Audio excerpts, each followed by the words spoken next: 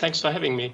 So the most important thing, I think, what we get from these ice cores is actually the air that is directly stored in ice cores. So when the snow falls and forms then the firn and the ice, bubbles of air get locked into the ice and stay there until the ice melts. And so we have the chance to get 1 million-year-old air from this ice core.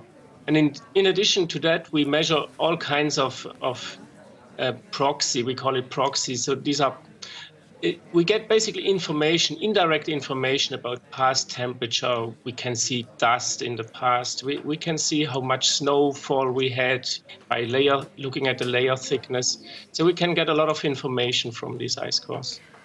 What have you found so far through this kind of research? Yep. We have ice cores from Antarctica extending. The oldest ice core goes back 800,000 years. We have the whole record of atmospheric CO2 changes. And from that, for example, we know that it didn't exceed 300 ppm. And now, the last 100 years, so what humans were doing is that we pushed this up to 400 ppm.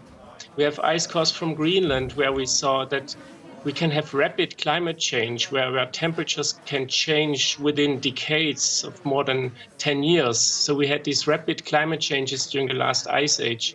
And this was unexpected before we actually got the information from these ice cores. So are you expecting this sort of history of the global temperature that you're going to be finding from these ice sheets? Are you expecting that to tell a story that not only is climate change real, man-made, but that we need to try and reverse it, we need to try and do something to stop it if we're able to save our ice in Antarctica and essentially stop our sea levels from rising? Yes, so what we see, what we expect to see is actually not a warmer climate than what we expect the next 100 years, because what we are doing now is really unprecedented in the last 1 million years. So what we rather want to do is we want to understand the climate system better.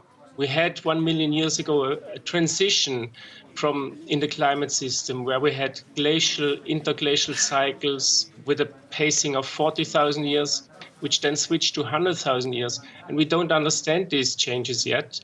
And so the goal is to understand the climate system better, because we need to understand, for example, how ice sheets react to climate change to also better predict the future.